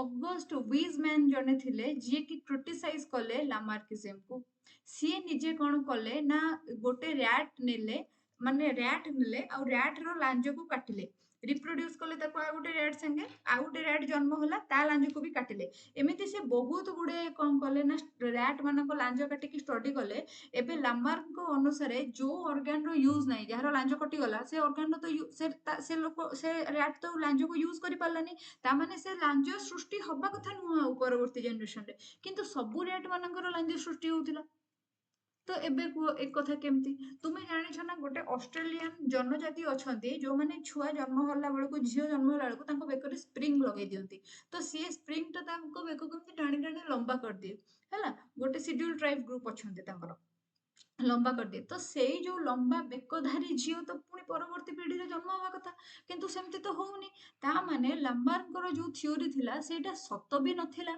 ସେଇଟାକୁ ଆମେ ଆକ୍ସେପ୍ଟ ବି କରିପାରିବା ନାହିଁ ବାଇ ଦ ୱେ ଅଗଷ୍ଟ ୱେଜମ୍ୟାନ ଯୋଉଟା ତୁମର କଣ କଲେ ନା ଥିଓରି ଦେଲେ ତାକୁ କଣ୍ଟିନ୍ୟୁଟି ଅଫ ଜର୍ମ ପ୍ଲାଜମ ବୋଲିକା କହିଲେ କଣ୍ଟିନ୍ୟୁଟି ଅଫ ଜର୍ମ ପ୍ଲାଜମ ବୋଲିକା କହିଲେ ସିଏ କହିଲେ ଯୋଉଗୁଡାକ ତୁମ ଆକ୍ୱାର୍ଡ କ୍ୟାରେକ୍ଟର ତୁମ ଜର୍ମ ସେଲ ତୁମ ଜର୍ମିନାଲ ସେଲ ଯୋଉଗୁଡାକ ରିପ୍ରଡକ୍ସନରେ ଯୋଉ ସେଲ ଗୁଡା ସାହାଯ୍ୟ କରୁଛନ୍ତି ସେଗୁଡାକ ସେଇ କ୍ୟାରେକ୍ଟରକୁ ଆକ୍ୱାର କରନ୍ତି ନାହିଁ ଏବେ ଦେଖ ଗୋଟେ ଗୋଟେ ମାନେ ଧର ବାପା ଅଛନ୍ତି ଯୋଉ ବାପା ତାଙ୍କର ବାଁ ହାତଟାକୁ ପକେଟ ଭିତରେ ରଖୁଛନ୍ତି ସେ ସେଟାକୁ ୟୁଜ କରୁନାହାନ୍ତି ତାମାନେ ତାଙ୍କର ପରବର୍ତ୍ତୀ 10ଟା ପିଢି ପରେ ଯଦି ସମସ୍ତେ ଧର ବାଁ ହାତ ୟୁଜ କରୁନଥିବେ ତାମାନେ କଣ ପରବର୍ତ୍ତୀ ପିଢି 10 ପିଢି ପରେ ଯୋଉ ଛୁଆ ସୃଷ୍ଟି ହବ ସେ ବାଁ ହାତ ନଥିବ ପୁରା ସୃଷ୍ଟି ହବ କି ସେମିତି ତ ହବନି ନା ଏଇ ପ୍ରକାରିଆ ପିଲାମାନେ ବହୁତ ସାରା କଥା ବାହାରିଲା ଯୋଉଗୁଡାକ କି ପ୍ରୋବ୍ଲେମ ହେଲା ବାଇ ଦ ୱେ ଲାମାର୍କ କଣ କହିଥିଲେ ନା ଯୋଉ ଜିରାଫ ଅଛି ତାର ବେକ ଯୋଉ ଲମ୍ବା ଅଛି ଆଉ ତାର ଫୋର ଲିମ୍ବ ଯୋଉ ବଡ ଅଛି ହାଇଣ୍ଡ ଲିମ୍ବ ଯୋଉ ସର୍ଟ ଅଛି ତାର ରିଜନ ହଉଛି ଏନଭାରମେଣ୍ଟ କଣ ହେଲା ନା ଜିରାଫ ପ୍ରଥମେ ଗୋଟେ ହରିଣ ଭଳିଆ ଆନିମଲ ଥିଲା ସିଏ କଣ କଲା ନା ଏନଭାରମେଣ୍ଟ ରୁ କଣ କରୁଥିଲା ନା ତାର ଘାସ ଫୁସ ଖାଉଥିଲା ସେ ଘାସ ସବୁ ସରିଗଲା ସେଠୁ ସେ ବେକ ଟିକେ ବଢେଇକି ଟିକେ ଉଞ୍ଚା ଗଛରୁ ଖାଇଲା तापर ऊंचा गछरु खाइला तापर ऊंचा गछरु खाइला एंती खाई खाई खाई खाई ता बेक बढ़ीगला माने से जो हाइट रे खाउथला खाइकी सब सार दउथला ता ऊपर हाइट रे खाउथला ता ऊपर हाइट रे खाउथला खाई खाई ता बेक बढ़ीगला आगो गोड़तीटा बढ़ीगला एइटा पिला माने गोटे सत कथा नहे एई जिंसटा को एक्सेप्ट करा जाई परिबो नाही तो एई जिंसटा सेति पई कि कोन हला ना खारज करा गला तापर सेउडो डार्विन कर गोटे थ्योरी आसिला देखो पैनजेनेसिस थ्योरी बोलिका कुहा गला जोटा कि लामार्क थ्योरी संगे किसी सिमिलारिटी देखेला सेथिरे से कहले फिजिकल बेसिस ऑफ इनहेरिटेंस माने किछि किछि फिजिकल कैरेक्टरिस्टिक अछि जो गुडाक इनहेरिट हे जाय तापर डार्विन कर थ्योरी जोटा थिला ताको पिला माने नेचुरल सिलेक्शन थ्योरी बोलिका कुहा जाउथिला सी गोटे बुक लिखिथिले द डिसेंट ऑफ मैन 1871 मसिया रे गोटे बुक लिखिथिले ओरिजिन ऑफ स्पीसीज 1859 69 मसिया रे डार्विन जो थिले से दुईटा लोकंक द्वारा इन्फ्लुएंस हेतिले तांको थ्योरी जोटा थिला दुईटा लोकंक द्वारा इन्फ्लुएंस हेतिला गोटे हला थॉमस मैल्थस आ गोटे हला अल्फ्रेड वाल्स ए दुई जनक द्वारा तांकर थ्योरी कोन हेतिला पिला माने इन्फ्लुएंस हेतिला एबे हला डार्विन कोन करथिले ना गोलापागोस आइलैंड को जाइथिले आ तांकर जो जहाज थिला तांकर ता ना थिला बिगुल तो एबे गोलापागोस आइलैंड रे से गोटे फिंचेस देखिले जे ए फिंचेस गोटे प्रकार किंतु एमानको बीक तो सब अलग अलग कोन पई ना हैबिटेट अनुसार से माने निजको एडॉप्टेबल करैछंती ଯେତେବେଳେ ସିଏ କଣ କରୁଥିଲେ ନା ଏଇ ଜିନିଷ ଗୁଡାକ ସବୁ ଷ୍ଟଡି କରୁଥିଲେ ଆଉ ଗୋଟେ ଲୋକ ବି ଥିଲା ଯିଏ କି ମଲା ଆର୍ଚିପେଲାଗୋ ରେ ରହୁଥିଲା ଆଉ ସିଏ କଣ କରୁଥିଲା ନା ସମାନ ଜିନିଷ ହିଁ ଷ୍ଟଡି କରୁଥିଲା ଯେତେବେଳେ ୱାଲ୍ସ ଜାଣିଲେ ଯେ ଡାର୍ୱିନ ବୋଲିକା ଗୋଟେ ଲୋକ ଅଛି ଯିଏ କି ଏଇ ସବୁ ଜିନିଷ ଷ୍ଟଡି କରୁଛି ସେ ନିଜ ଜିନିଷକୁ ଗୋଟେ ଲେଖିକି ପୁରା କଣ କଲେ ନା ଡାର୍ୱିନ ପାଖକୁ ପଠେଇଲେ ଆଉ ଡାର୍ୱିନ ଦେଖିଲା ଆରେ ମୁଁ ତ ସଠିକ ଦିଗରେ ଯାଉଛି ମୁଁ ଠିକ ଜିନିଷ ହିଁ କଣ କରୁଛି ନା ରିସର୍ଚ୍ଚ କରୁଛି ସେଇ ସମୟରେ ଆଉ ଜଣଙ୍କ ଥିଓରି ସାଙ୍ଗରେ ବା ଆଉ ଜଣଙ୍କର ଯୋଉ ଅବଜରଭେସନ ବା ଯୋଉ ତାଙ୍କର ଡିସ୍କଭରି ସାଙ୍ଗରେ ଡାର୍ୱିନ ଆଉ ଆଲଫର୍ଡ ୱାଲ୍ସଙ୍କର ଯୋଉ ଥିଓରି ଥିଲା ମ୍ୟାଚ୍ କରୁଥିଲା ସେ ଥିଲେ ପିଲାମାନେ ମ୍ୟାଲଥସ ଯିଏ କି ପପୁଲେସନ ଉପରେ କଣ କରୁଥିଲେ ନା ଅବଜରଭେସନ ନିଜର ରଖିଥିଲେ ଏବେ କିଛି କି ପଏଣ୍ଟ ଥିଲା ଡାର୍ୱିନଙ୍କ ଥିଓରିର ଗୋଟେ ହେଲା ବ୍ରାଞ୍ଚିଂ ଅଫ ଡିସେଣ୍ଟ ମାନେ ଇଭଲ୍ୟୁସନ କୋ ପ୍ୟାଟର୍ନ ରେ ହବ ସେଇଟା ଗୋଟେ ମାନେ ପର୍ଟିକୁଲାର ଜିନିଷ ଇଭଲ୍ୟୁସନ ଟା କେମିତି ହବ ସେଇଟା ଗୋଟେ ପର୍ଟିକୁଲାର ଜିନିଷ ଆଉ ଗୋଟେ ହେଲା ନ୍ୟାଚୁରାଲ ସିଲେକ୍ସନ ମାନେ ଇଭଲ୍ୟୁସନ ହବା ପାଇଁ କୋଉ କୋଉ ବଳ ଆବଶ୍ୟକ ଅଛି ଇଭଲ୍ୟୁସନ କାହିଁକି ହବ କୋଉ ବଳ ଦରକାର ଇଭଲ୍ୟୁସନ ହବା ପାଇଁ ଦିଟା ମୁଖ୍ୟ ଜିନିଷ ଥିଲା ନ୍ୟାଚୁରାଲ ସିଲେକ୍ସନ ପିଲାମାନେ ଯୋଉଟା ଥିଲା ସେଥିରେ କିଛି ଟପିକ ଗୁଡାକୁ ସେ ଅବଜର୍ଭ କରିଥିଲେ ଯେମିତି କି over production if every organism reproduce maximally ଯଦି ସବୁ organisms ମାନେ ଯେତେ ସମ୍ଭବ ସେତେ reproduce କଲେ ତାହେଲେ କଣ ହବ ideal condition ମାନେ ଯୋଉଟା ହବା ଉଚିତ ସେଇଟା ହଉଛି population explosion ଜନସଂଖ୍ୟା ବଢିଯିବ ପିମ୍ପୁଡି ସଂଖ୍ୟା ବଢିଯିବ କୁକୁର ସଂଖ୍ୟା ବଢିଯିବ ଆଉ ତାକୁ ସମ୍ଭାଳି ହବନି ନମ୍ବର ୱାନ କିନ୍ତୁ ରିଅଲ କଣ୍ଡିସନ ହେଲା ଯେ ସାଇଜ ଅଫ ପପୁଲେସନ ଟା ସମାନ ରହେ କାହିଁକି କିଛି ଫ୍ଲକ୍ଚୁଏସନ ସିଜନ ଥାଏ ଗୋଟେ ସିଜନ ଦେଖିବ କୁକୁର ଛୁଆ ପ୍ରବଳ ଥିବେ ବିଲେଇ ଛୁଆ ପ୍ରବଳ ଥିବେ ଗୋଟେ ସିଜନ ଦେଖିବ ପୁଣି ସେ ସିଜନରେ ସରିଗଲା ପରେ କଣ ହବ ନା ତୁମର ଯୋଉ ପପୁଲେସନ ସାଇଜ ଯାହା ଥିଲା ସେଟା ସେତିକି ହିଁ ରହିବ ସେଟା ବେଶୀ ଚେଞ୍ଜେସ ହବନି କାହିଁକି ସେ ଜିନିଷ ହଉଛି ଦେନ୍ ଆସିଲା ଷ୍ଟ୍ରଗଲ ଫର ଏକ୍ଜିଷ୍ଟାନ୍ସ ଷ୍ଟ୍ରଗଲ ଫର ଏକ୍ଜିଷ୍ଟାନ୍ସ ପିଲାମାନେ ତିନି ପ୍ରକାରରେ ସେ ଡିଫାଇନ କଲେ ଗୋଟେ ହେଲା ଇଣ୍ଟ୍ରା ସ୍ପେସିଫିକ ଗୋଟେ ହେଲା ଇଣ୍ଟର ସ୍ପେସିଫିକ ଆଉ ଗୋଟେ ହେଲା ଏନଭାରମେଣ୍ଟାଲ ଷ୍ଟ୍ରଗଲ ଏବେ ଦେଖ ଯେତିକି ରିସୋର୍ସ ଅଛି ନା ସମାନ ଅଛି ଯେତିକି ଲ୍ୟାଣ୍ଡ ଅଛି ଯେତିକି ଖାଦ୍ୟ ଅଛି ଯେତିକି ଏୟାର ଅଛି ସବୁ ମାନେ ଲିମିଟେଡ ଅଛି କିଛି ଲୋକଙ୍କ ପାଇଁ କି ହିଁ ଅଛି ତ ସବୁ ଲୋକ ଯଦି ବଞ୍ଚିବାକୁ ଚେଷ୍ଟା କରିବେ ସେଥିରେ ବଞ୍ଚି ପାରିବେ ନାହିଁ ଏବେ ଦେଖ ଇଣ୍ଟ୍ରାସ୍ପେସିଫିକ ମାନେ କଣ ଯଦି ଏଇ ଏରିଆରେ ଏତିକି ଖାଦ୍ୟ ଅଛି ତ ଏଇ ଏରିଆରେ ଯେତେ ସବୁ ରହୁଛନ୍ତି ଆନିମଲ ବା ଯେତେ ପପୁଲେସନ ରହୁଛନ୍ତି ସେମାନେ ନିଜ ନିଜ ଭିତରେ ଲଢେଇ କରିବେ ଏକ୍ଜିଷ୍ଟ କରିବା ପାଇଁ କି ବଞ୍ଚିବା ପାଇଁ କି ଖାଦ୍ୟଟାକୁ ଖାଇବା ପାଇଁ କି ତ ଅନ୍ୟକୁ ମାରିବେ ତ ଯିଏ ସର୍ଭାଇଭ କରିପାରିଲାନି ଯିଏ ଫାଇଟ୍ କରିପାରିଲାନି ସେ ନିଶ୍ଚିହ୍ନ ହେଇଗଲା ଏବେ ହେଲା ଇଣ୍ଟ୍ରାସ୍ପେସିଫିକ ସପୋଜ ଲାୟନ ବି କଣ କରୁଛି ନା ମାଂସ ଖାଉଛି ଜ୍ୟାକେଲ ବି ମାଂସ ଖାଉଛି କିନ୍ତୁ ଜ୍ୟାକେଲ ଲାୟନକୁ ଲଢେଇକି ପାରିବ କି ତ ଇଣ୍ଟ୍ରାସ୍ପେସିଫିକ ଇଏ ସ୍ପେସିସ୍ ବି ଯାହା ଖାଉଛି ସିଏ ସ୍ପେସିସ୍ ବି ସେଇଆ ଖାଉଛି ତ ପାୱାରଫୁଲ ସ୍ପେସିସ୍ ଯିଏ ସେ ଦୁର୍ବଳ ସ୍ପେସିସକୁ ମାରିକି ଭଗେଇଦବ ଏନଭାରମେଣ୍ଟାଲ ଷ୍ଟ୍ରଗଲ ମାନେ ହେଲା ଏନଭାରମେଣ୍ଟାଲ ବିଭିନ୍ନ ଫେନୋମେନନ ଅଛି ଯେମିତି କି ଖରା ବର୍ଷା ଶୀତ ବନ୍ୟା ବାତ୍ୟା ସେ ସବୁରେ ବି ବହୁତ ଜିନିଷ ବହୁତ ଇଏ ମରିଯାଆନ୍ତି ପପୁଲେସନ ନିଶ୍ଚିହ୍ନ ହେଇଯାଏ ଏବେ ଆସେ ତ ସେଥିପାଇଁ କଣ ହେଇଛି ନା ଏଇ କେସେସରେ ତୁମର ମାନେ ଯୋଉ ପପୁଲେସନ ଟା ସମାନ ରହୁଛି କେବେ ବି ସେଟା ଏକ୍ସପ୍ଲୋସିଭ ୱେ କୁ ଚାଲି ଯାଉ ନାହିଁ ଦେନ୍ ଆସିଲା ଭ୍ୟାରିଏସନ and heredity population has built in variation in characteristic जो population तुम्हारा अच्छी तार characteristic रे variation देखा जाए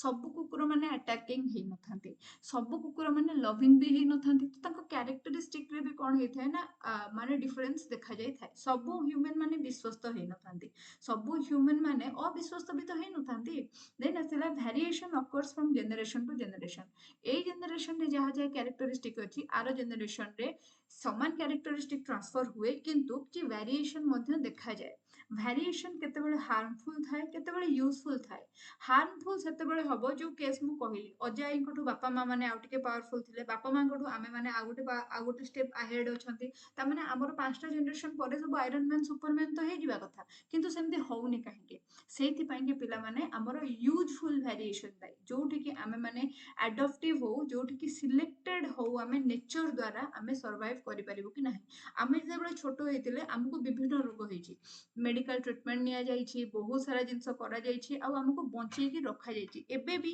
हम मानको विभिन्न प्रॉब्लम होछि जोथि आमे मेडिसिन खाइ कि निजको बंचै कि रखिछे नेचर चाहिए हमको मारदेवा कि किंतु आमे माने निजको विभिन्न प्रकार रे कोन करछे ना बंचै कि रखिछे जो फैसिलिटी आम जेजे बापा जेजे मां को अमल रे नथिला से समय शिशु मृत्यु हार अधिका थिला एबे कुकुर बिलेई मानकर देखुथिबो जो माने पेट एनिमल पालुचंती मेडिसिन दउचंती से माने बंचि जाउचंती अदरवाइज से माने भी मरि जाउचंती सो एई भलिया नेचर जहा को पिला माने तुमरो जे बेटर फिट नेचर सबले ताको सिलेक्ट करबो जे वीकर नेचर ताको मोर देन आसिला पिला माने डार्विन को भाषा रे जोटा वेरिएशन थिला सेटा स्मॉल थिला कंटीन्यूअस थिला डायरेक्शनल थिला और ग्रेजुअल थिला किंतु आमे जोटा तुमे माने आमे जोटा आगुरु पढी जे एटा एम्ति आमे पढी ने एक्चुअली पढी जे कि एबे देखिबा डिफरेंस कोन रहिछि एबे हला तुमरो नेचुरल सिलेक्शन आउ survival of the fittest Etah Darwin को सबुठार गोटे पावरफुल टूल थिला बा पावरफुल थ्योरी गोटे थिला डार्विन को थ्योरी सर्वाइवल ऑफ फिटेस्ट ऊपर बिलीव करथिला काना से कहउथिले जदी ओवर पॉपुलेशन हो पॉपुलेशन एक्सप्लोजन हे जिवो समस्त जत्ते रिप्रोड्यूस करि परचंती जदी मैक्सिमम 6 जन्म गले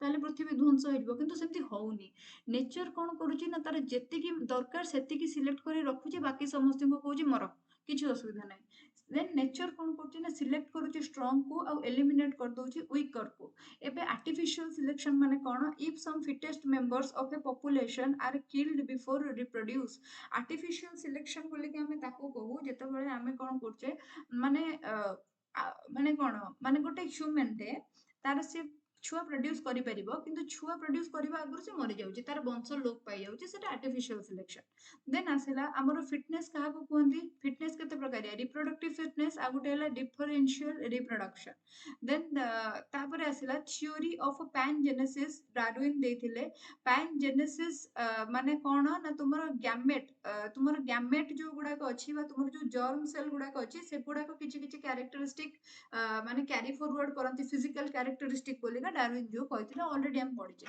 origin of a new species पिला माने केमती हुए population जोगुरु हुए inheritance of useful variation when natural selection by differential reproduction जते बळे हुए population सेते बळे कोन हुए ना गोटे नुवा species तयारी हुए जते बळे यूजफुल वेरिएशन हुए यूजलेस नो यूजफुल वेरिएशन जते बळे हबो सेते बळे जाय गोटे नुवा species तयारी हबो एटा को कोनती origin of new species when variation accommodated for a long time give rise to origin of new generation with the progress in genetics रे बा वंशानुक्रम रे जति किछि परिवर्तन हला जीन रे किछि परिवर्तन हला किंतु सेटा गोटे लॉन्ग टर्म प्रोसेस सेटा आजि राती रो पाहि के काल सकाळ बेले को हे जे नथिबो सेटा गोटे लॉन्ग टर्म प्रोसेस तुमे भाबुना हमर जो फास्ट जीव सृष्टि हला पानी रे धीरे धीरे आमे माने एमते घर करिके रहुजे सो से जो परिवर्तनटा हला गोटे स्पेसीज रु एते सारा स्पेसीज हला सेटा कोन एमती हे जायछि कि सेटा धीरे धीरे तो हेछि धीरे धीरे तो सृष्टि हेछि ना आमे कहूजे आम बॉडी रे जो माइटोकॉन्ड्रियाटा अछि कि प्लांट बॉडी रे जो क्लोरोप्लास्टटा अछि सीए भी गोटे प्रोकैरियोटिक सेल किंतु सीए आसी कि आम बॉडी रे केमती रहिला ताको आम सेल खाइथिबो ता भितर ताको रखिथिबो केमिति हला सेटा एमती हे गला कि नाही सेटा धीरे धीरे हेछि then asila this modified gradually give rise to modern synthetic theory आपको modern synthetic theory को जाए एटा most accepted one मन रखा in which origin of a species is based on the interaction of genetic and natural selection then asila माने एटा modern synthetic theory रो definition. Then आसला mutation theory, जोटा कि कौन हला ना सडन आउ लार्ज चेंज जदि तुमर जेनेटिक स्ट्रक्चर रे हुए ताको ही म्यूटेशन कहा जाए। जेनेटिक चैप्टर रे ऑलरेडी म्यूटेशन पढ़ेछि, ह्यूगो डिवरीज आकु देथिले। आउ इए तुमर ऑर्निथेरा लामार्किया बा जहाको इवनिंग प्राइमरोज बोलिका कहा जाए ता ऊपर एक्सपेरिमेंट करथिले। म्यूटेशन कौन करे ना पिला माने इवोल्यूशन कॉज करे। आउ म्यूटेशन सब बेले कौन होता है ना वेरिएशन जोगुरु संभव होता है, माने बा म्यूटेशन जोगुरु वेरिएशन संभव होता है। आउ एटा को पिला माने आमे रैंडम आउ डायरेक्शन लेस बोलिका कहू, किंतु डार्विन एठी कौन कहिथिले, डार्विन कहिथिले एटा होची डायरेक्शनल। आउ एटा होची तुमरो कौन माने कंटीन्यूअसली। एबे कंटीन्यूअसली माने मो जेजे बापा ठारू मो बापा मा पावरफुल, तांठू मो पावरफुल, मो छुआ माने सब सुपरमैन, सेटा तो हबनी ना। तो सेई जिनसटा को ये कौन कले ना खारज कले। तापर गोटे नुआ थ्योरी आसला जोटा को हमें नियो डार्विनिज्म बोली कहले, जो थरे कि डार्विन को थ्योरी रे जो ड्रॉबैक थिला ताकू सब हटे दिया गला। आ म्यूटेशन थ्योरी रे जो भलो भलो जिंस थिला ताकू सब मिसे दिया गला। आ ताकू मर्ज करके डार्विनिज्म और म्यूटेशन थ्योरी रो मर्जर रे गोटे नुआ थ्योरी आसला, ताकू नियो डार्विनिज्म बोली का कुहा गला। नियो डार्विनिज्म टाको मॉडर्न सिंथेटिक थ्योरी बोली का कुहा गला, जाको ऊपर हमें ऑलरेडी पढ़ीचे। सेथिरे पिला माने हमर नेचुरल सिलेक्शन कुहा गला और रिप्रोडक्टिव आइसोलेशन भितर कुहा गला। रिप्रोडक्टिव आइसोलेशन माने कोन, इंटरब्रीडिंग को प्रिवेंट करिबा। ए स्पीसीज से स्पीसीज संगे ब्रीड करिवो नाही, इंटरब्रीडिंग को प्रिवेंट करिबा। Variations and heredity, variations and heredity कोन, all germinal variations are inheritable.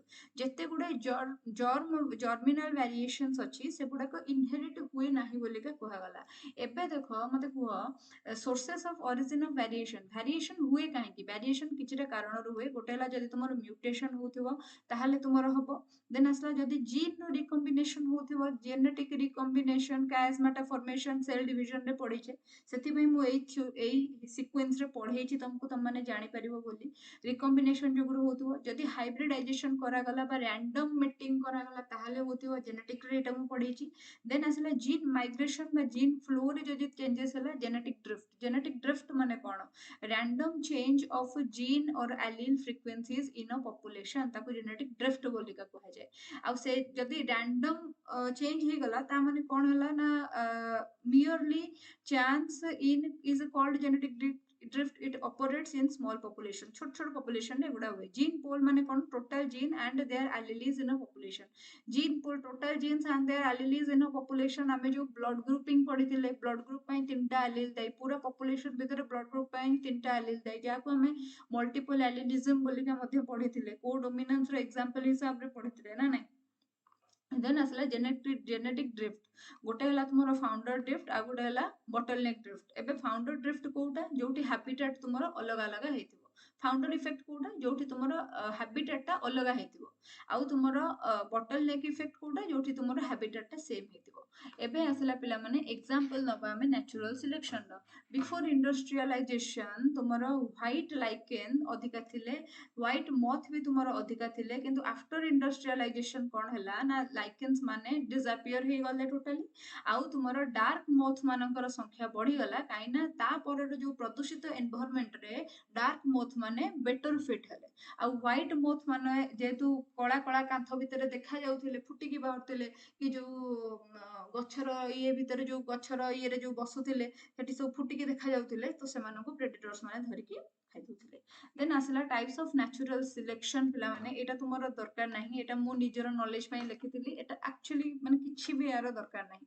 Then तापर सटु नेक्स्ट आसिला 5 फैक्टर्स, जोटा को तापर गोटे आसिला हार्डी विंगबर्ग इक्विलिब्रियम। सेथिरे पिला माने से पांचटा जिंस कथा कहले। गोटे फास्ट कहले जेनेटिक ड्रिफ्ट कथा, जीन माइग्रेशन कथा, genetic recombination, natural selection, mutation.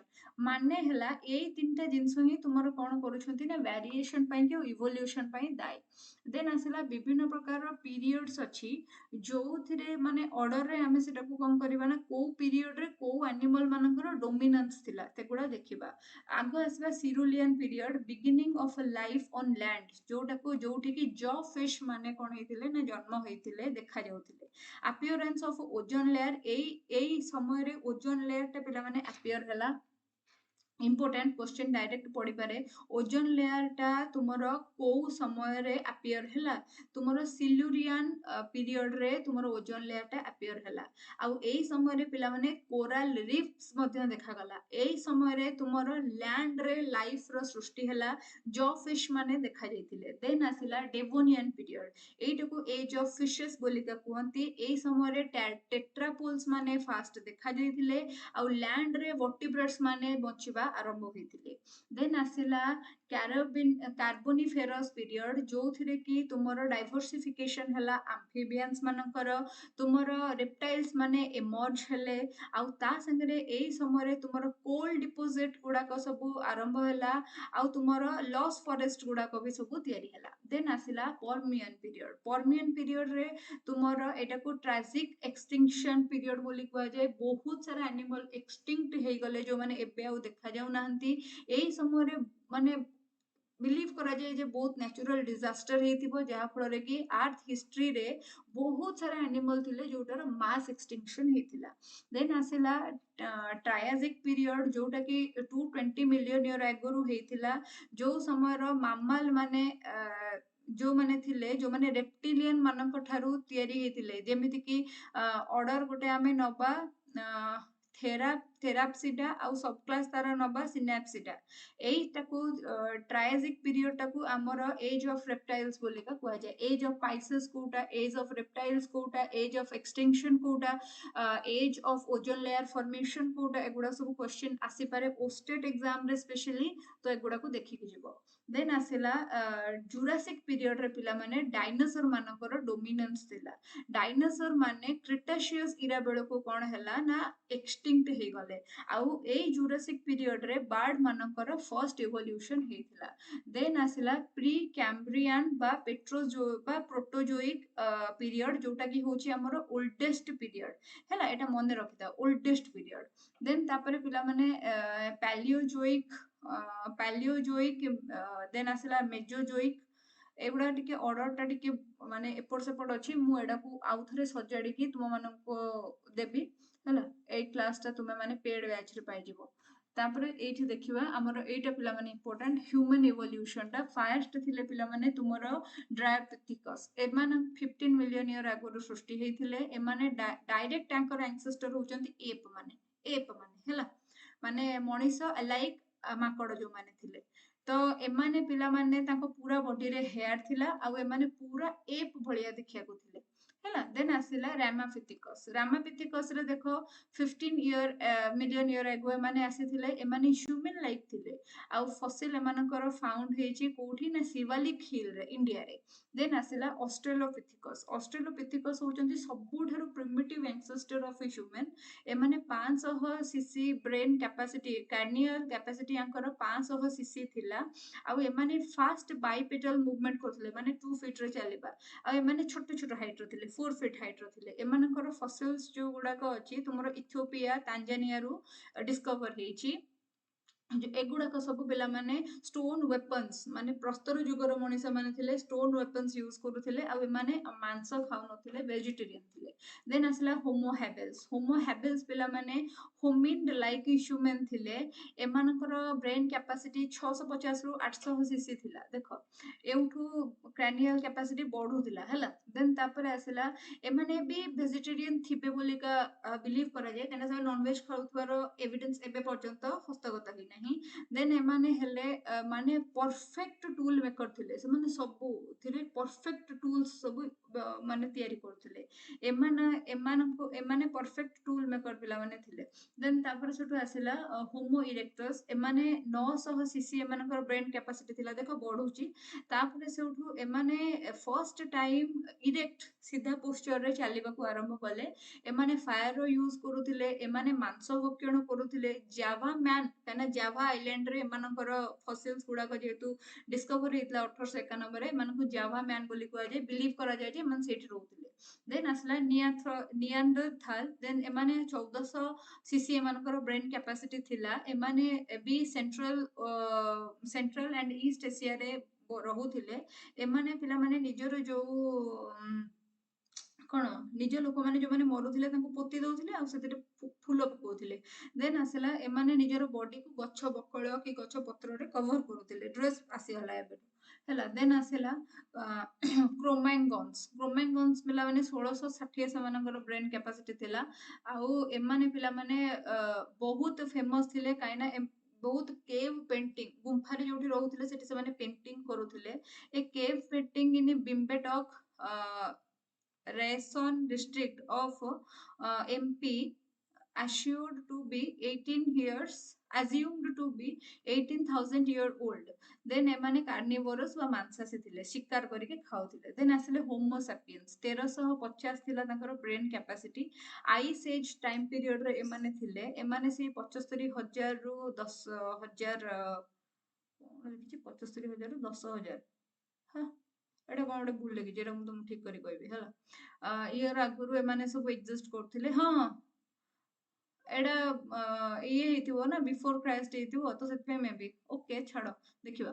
ଦେନ୍ ଆସିଲା agriculture started before 10 year ago. ଦେନ୍ ଆସିଲା ହ୍ୟୁମାନ୍ ସେଟଲମେଣ୍ଟ ଆଉ ଇଣ୍ଡଷ୍ଟ୍ରି ଏମାନେ ସବୁ ହିଁ ଏସବୁ ଇଣ୍ଟ୍ରୋଡ୍ୟୁସ କରିଥିଲେ। ଦେନ୍ ଆସିଲା ଏ ସରିଲା ଆଲୋପେଟ୍ରିକ ସ୍ପେସିଏସନ ଆଉ ସିମ୍ପେଟ୍ରିକ ଆଇସୋଲେସନ ଏ ଦିଟା ଯାକ ଆମେ ତ ପଢିଲେ ଅଲରେଡି। ତ ଏତିକ ଜିନିଷ ପିଲାମାନେ ଥିଲା ତୁମର କଣ ଇଭଲ୍ୟୁସନ ଚାପ୍ଟରରେ ମୁଁ ପଢେଇ ଦେଲି ସାରିଦେଲି। ଯଦି ତୁମମାନଙ୍କୁ ଭିଡିଓଟା ଭଲ ଲାଗିଥାଏ ଗୋଟେ ହାର୍ଟ ଡ୍ରପ୍ କରିବ। ବହୁତ ସାରା ଜିନିଷ ମୁଁ ତମକୁ ଡିମାଣ୍ଡ କରୁନି ଆଉ କ୍ଲାସ୍ ମୁଁ ତମମାନଙ୍କର କରିକି ସାରିଦେବି ବୋଲିକା ମୁଁ ଭାବୁଛି ଆଉ ମୁଁ ଚେଷ୍ଟିତ ସେଥିପାଇଁ। Thank you so much for watching it till the end. ପୁଣି ଆମେମାନେ ଦେଖା ହବା ଆଉ ଗୋଟେ କ୍ଲାସରେ ଆଉ ପୁଣି ଥରେ ବହୁତ ଇଣ୍ଟରେଷ୍ଟିଂ ୱେରେ ଆମେ ଆମର ଜୁଲୋଜି ପାଠ ଷ୍ଟାର୍ଟ କରିବା। ଆଉ ମୁଁ ଭାବୁଛି ଯେ ତୁମମାନଙ୍କୁ ଯୋଉ ଆମର ସର୍କୁଲେଟରୀ ସିଷ୍ଟମରୁ ପଢେଇବା ଷ୍ଟାର୍ଟ କରିବି। ସୋ ଯୋଉମାନେ ବି ଇଚ୍ଛା କରୁଛ ସେମାନେ ମାନେ କମେଣ୍ଟ ସେକ୍ସନରେ ଲେଖ ୟେସ୍ ଅର୍ ଗୋଟେ ଥମ୍ସ ଅପ୍ ଦିଅ। That's it. Thank you so much for watching it till the end once again. ଧନ୍ୟବାଦ। ପୁଣି ଥରେ ଦେଖା ହବା ଆଉ ଗୋଟେ କ୍ଲାସରେ। ଜୟ ଜଗନ୍ନାଥ।